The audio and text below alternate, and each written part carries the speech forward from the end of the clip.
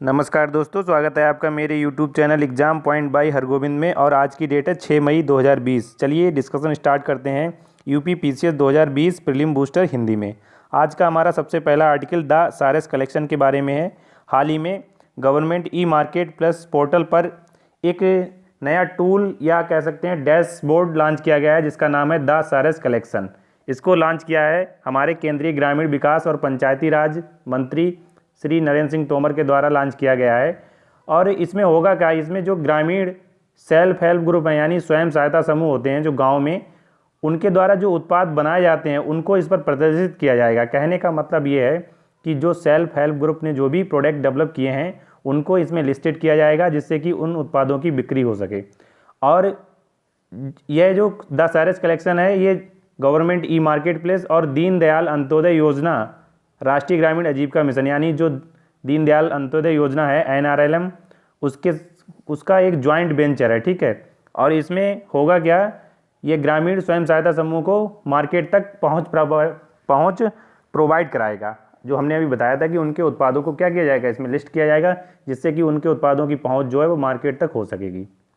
उसके बाद हम जान लेते हैं गवर्नमेंट ई मार्केट प्लस क्या है। गवर्नमेंट ई मार्केट प्लस में क्या होता है, इसमें विभिन्न एजेंसियां लिस्टेड होती हैं। सरकारी विभाग होता है, जैसे सरकारी विभाग इसमें लिस्टेड होते हैं, और विभिन्न एजेंसियां कंपनी लिस्टेड होती हैं, ठीक है। अब इसमें क्या होगा, सरकारी विभाग जो भी प्रोक्योरमेंट करते हैं वो गवर्नमेंट ई मार्केट प्लेस से करते हैं, जिससे क्या हो MSME सेक्टर को इसमें शामिल किया जा सके। और MSME सेक्टर जो है हमारे, उनके लिए सेवाएं, उनकी सेवाएं और सभी प्रकार की जो उनकी प्रोक्योरमेंट होती है ना, उनसे की जा सके। तो विशेष रूप से MSME सेक्टर को इसमें लाने के लिए government e market plus launch किया गया था, ठीक है।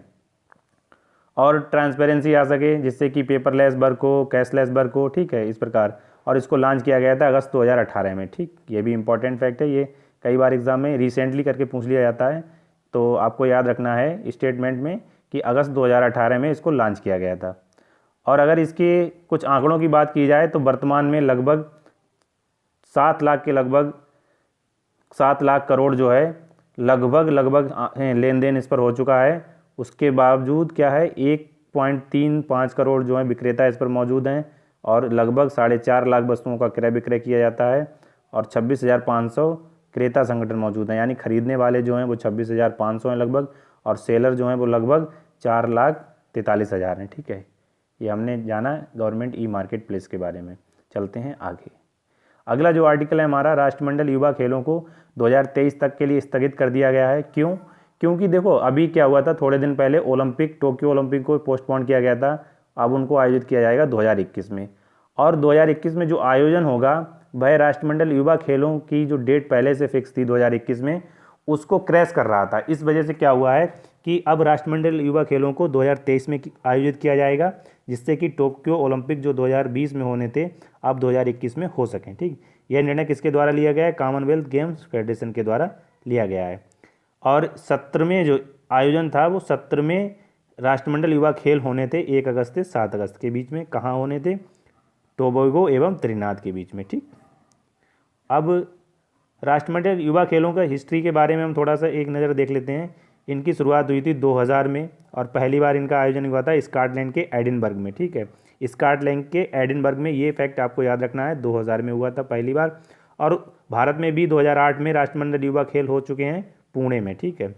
उसके बाद जब राष्ट्रमंडल की बात आती है तो राष्ट्रमंडल के बारे में भी कुछ एक इम्पॉर्टेंट फैक्ट है, उनको जान लेते हैं। सबसे पहले तो इसकी स्थापना की गई थी 1931 में, और किसके द्वारा की गई थी, यूनाइटेड किंगडम की जो संसद है उनके द्वारा इसकी स्थापना की गई थी। और वर्तमान में इसमें 53 जो है राज्य शामिल हैं, 53 इसमें मेंबर हैं। उसके बाद राष्ट्रमंडल खेल महासंघ की स्थापना कब की गई थी, 1932 में की गई थी कॉमनवेल्थ संगठन के द्वारा। और पहली बार क्या हुआ था, 1930 में एम्पायर गेम्स आयोजित किए गए थे। उसके बाद ये फैसला लिया गया था कि ओलंपिक की तरह ही क्या किया जाएगा, 4 वर्ष पर राष्ट्रमंडल खेल आयोजित किए जाएंगे, ठीक है। अगला आर्टिकल हमारा अंतर्राष्ट्रीय अग्निशमन दिवस के बारे में है। हाल ही में 4 मई को अंतर्राष्ट्रीय अग्निशमन दिवस मनाया गया था। अग्निशमन दिवस का जो प्रतीक होता है उसमें लाल रंग का एक रिबन इस टाइप से होता है, एक कलर होता है रेड और एक तरफ होता है ब्लू कलर, ठीक है। तो रेड रंग जो है वो आग का प्रतीक है और नीला रंग पानी का प्रतीक है। ठीक है, आपने देखा होगा पृथ्वी को क्या कहा जाता है, नीला ग्रह कहा जाता है। क्यों? क्योंकि पृथ्वी पर वाटर जो है लगभग 71% पाया जाता है, इस वजह से पृथ्वी को नीला ग्रह कहा जाता है। इसलिए आपको याद रहेगा हमेशा कि आग जो है वो रेड रिबन आग को प्रतीक करती है और नीला रिबन जो है, नीला रंग जो है वो पानी का प्रतीक है। ठीक है, इस अग्निशमन दिवस में। उसके बाद 4 मई को मनाया जाता है सेंट फ्लोरियन रोमन, एक बटालियन कमांडेंट थे, ऑफिसर थे। उनमें उन्होंने कई लोगों की जान बचाई थी। एक बार आग पूरा गांव जल रहा था उस वजह से। ठीक, इस वजह से 4 मई को मनाया जाता है।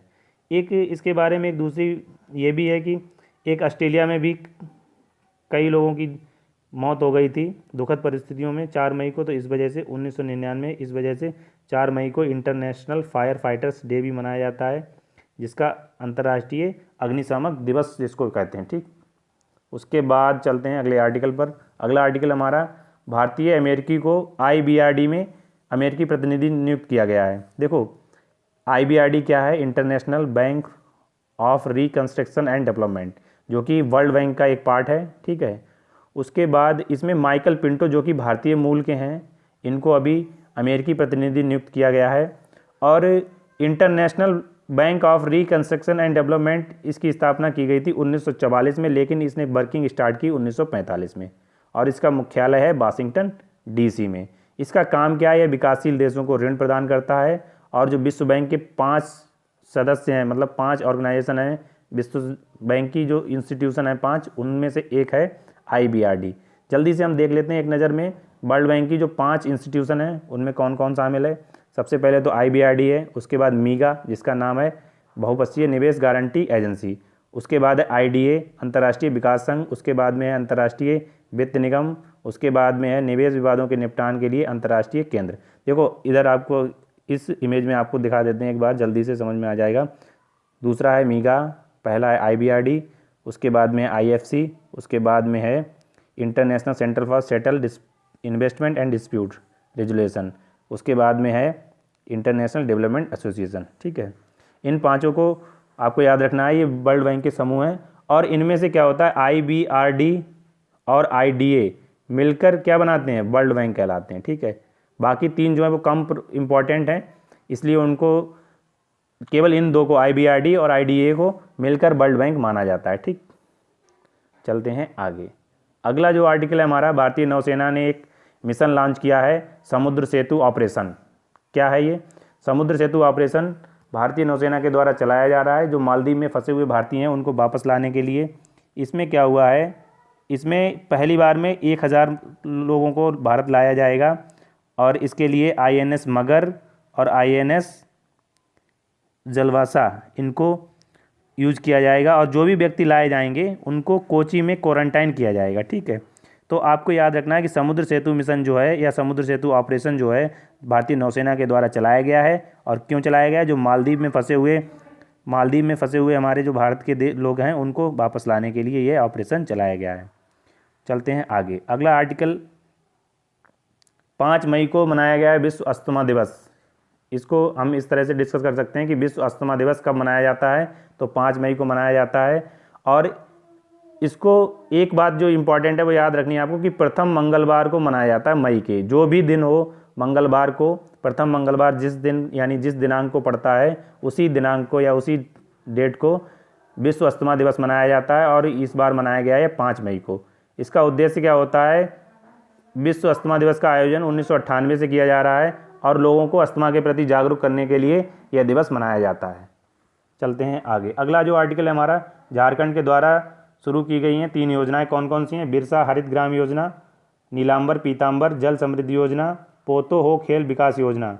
देखो बिरसा हरित ग्राम योजना में क्या होगा, सरकार ने जो 2 लाख एकड़ ज़मीन है अनुपयोगी, उसको वनीकरण करने की योजना बनाई है, यानी उस पर वन लगाए जाएंगे। ठीक, उसके बाद नीलांबर पीतांबर जल समृद्धि योजना है, इसमें जल देखो जो जल वाटर बॉडीज होती हैं उनके लिए रिफ्रेशमेंट किया जाएगा। कहने का मतलब ये, जैसे जो तालाब बनाए जाते हैं, कृषि जल भंडारण की जो इकाइयाँ होती हैं उनको बनाना इस योजना का उद्देश्य है। उसके बाद पोतो है खेल विकास योजना का क्या मतलब है, राज्य भर में खेल के विकास के लिए जो मैदान होते हैं, यानी खेल मैदान होते हैं, प्लेग्राउंड होते हैं, उनको डेवलप करने का काम किया जाएगा पोतो हो खेल विकास योजना के तहत। और ये तीनों योजनाएं किसके तहत काम करेंगी? ये जो मनरेगा के तहत जो काम मिलता है उनके द्वारा इसका संचालन किया जाएगा। कह सकते हैं हम ये कि मनरेगा के द्वारा इन तीनों योजनाओं को लागू किया जाएगा झारखंड में। ठीक है, ये झारखंड का मैप है, आप देख सकते हैं। झारखंड की जो सीमा लगती है बिहार से, उत्तर प्रदेश से, छत्तीसगढ़ से, उड़ीसा से और पश्चिम बंगाल से। ठीक है, उसके बाद चलते हैं हम आगे।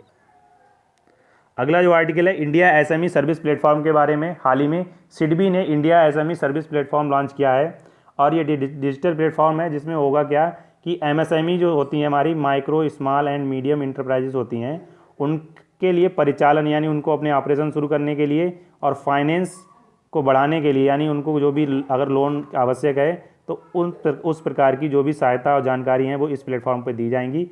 तो ये सिडबी के द्वारा लॉन्च किया गया है इंडिया एसएमई सर्विस पोर्टल। और सिडबी की स्थापना कब हुई थी? इसकी स्थापना हुई थी 2 अप्रैल 1990 को। इसका मुख्यालय कहाँ है? इसका मुख्यालय है लखनऊ में। ठीक है, जो कि उत्तर प्रदेश में है। चलते हैं आगे। अगला जो आर्टिकल है हमारा, हिमाचल प्रदेश सरकार ने शुरू की है निगाह योजना। ये आप हिमाचल प्रदेश का मैप देख सकते हैं। और हिमाचल प्रदेश के सरकार के द्वारा निगाह योजना शुरू की गई है। निगाह योजना में क्या होगा, जो भी प्रवासी लोग हिमाचल प्रदेश में वापस पहुंच रहे हैं उनके लोगों की निगरानी की जाएगी, इसीलिए ये निगाह योजना लॉन्च की गई। यानी उनकी क्वारंटाइन की जो फैसिलिटी होगी वो निगाह योजना के तहत मॉनिटर की जाएगी। और अगला आर्टिकल देखते हैं। अगला आर्टिकल क्या है? अगला आर्टिकल है हमारा पुलित्जर पुरस्कार के बारे में है। यह एक पत्रकारिता का पुरस्कार है जिसको न्यूयॉर्क स्थित एक अमेरिकी गैर लाभकारी न्यूज एजेंसी एसोसिएटेड प्रेस के फोटोग्राफर को मिला है इस बार, डार यासीन, मुख्तार खान और चन्नी आनंद को। ठीक है, और इनको मिला क्यों है? इनको मिला है, एक बार इनके नाम हम फिर से देख लेते हैं। डार यासीन, मुख्तार खान और चन्नी आनंद को इस बार का पुलित्जर प्राइज़ मिला है। अनुच्छेद 370 के कारण क्या हुआ था, जो भी प्रदर्शन हुए थे जम्मू कश्मीर में, उनकी पिक लेने के लिए इनको यह पुरस्कार मिला है। तो ये काफ़ी विवादास्पद पुरस्कार है।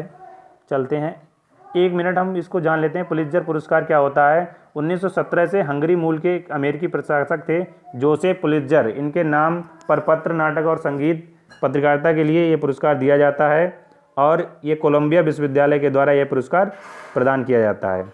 आज का हमारा लास्ट आर्टिकल क्या है कि पहला अर्तिका एम उपग्रह रूस द्वारा लॉन्च किया जाएगा। पहला Artika M mission. Artika M क्या है? ये इस मिशन में होगा क्या? इस मिशन में आर्कटिक के ऊपर नज़र रखी जाएगी, या हम कह सकते हैं कि आर्कटिक के ऊपर मौसम संबंधी जो स्थितियां होंगी उनको मॉनिटर किया जाएगा और इसको लॉन्च किया जाएगा। इसी वर्ष लॉन्च करने का प्लान है रूस का, और दूसरा उपग्रह इसके तहत 2023 में लॉन्च किया जाएगा। तो देखो, इंपॉर्टेंट क्वेश्चन तो यही बनता है साइंस एंड टेक में कि अर्तिका मिशन जो है, अर्तिका एम मिशन जो है वो किसके द्वारा लॉन्च किया जाएगा? तो आंसर हो जाएगा हमारा रूस के द्वारा ये मिशन लॉन्च किया जाएगा। ठीक है, इसका काम क्या होगा? आर्कटिक ओशियन के ऊपर मॉनिटरिंग करना, जो भी जलवायु से संबंधित परिवर्तन आ रहे हैं उनको मॉनिटर करना। इंपॉर्टेंट क्यों है? इंपॉर्टेंट ये इसलिए है क्योंकि आर्कटिक में क्या हो रहा है, ओशियन में बर्फ़ पिघल रही है, जिसके कारण क्या होता है, वहाँ पर लैंड विकसित हो रहे हैं और CH4 जिसको हम मेथेन कहते हैं, मेथेन की अधिकता होती जा रही है। ठीक है, तो मेथेन का जलवायु परिवर्तन में काफ़ी योगदान होता है। इस वजह से आर्कटिक ओशियन को मॉनिटर करने की इम्पोर्टेंस बढ़ती जा रही है। ठीक है, उसके बाद जब क्या होता है, ग्लोबल वार्मिंग भी बढ़ती है CH4 यानी मीथेन गैस के कारण, क्योंकि मीथेन क्या करती है, हीट को एब्जॉर्ब कर लेती है, इसलिए ग्लोबल वार्मिंग भी बढ़ती है। तो हमने जाना पहला अर्तिका एम के बारे में। ठीक है, उसके बाद बस आज की डिस्कशन में इतना ही। एक बार हम देख लेते हैं जल्दी से हमने कौन कौन से आर्टिकल डिस्कस किए। सबसे लास्ट में हमने डिस्कस किया अर्तिका एम उपग्रह के बारे में, रूस ने लॉन्च किया है, और पुलित्जर पुरस्कार के बारे में, और हमने डिस्कस किया हिमाचल प्रदेश की निगाह योजना, इंडिया एसएमई सर्विस प्लेटफॉर्म, उसके द्वारा झारखंड के द्वारा 3 योजनाएं शुरू की गई, वो भी हमने डिस्कस किया। उसके बाद हमने डिस्कस किया था विश्व अस्थमा दिवस, और सबसे पहले हमने डिस्कस किया था ऑपरेशन समुद्र सेतु। तो आज की डिस्कशन में बस इतना ही। Thank you for watching. अगर आपको ये वीडियो अच्छी लगी तो लाइक, शेयर और कमेंट करें, और यूपी पीसीएस की तैयारी करने के लिए हमारे exam point by Hargovind channel को सब्सक्राइब करें। Thank you for watching.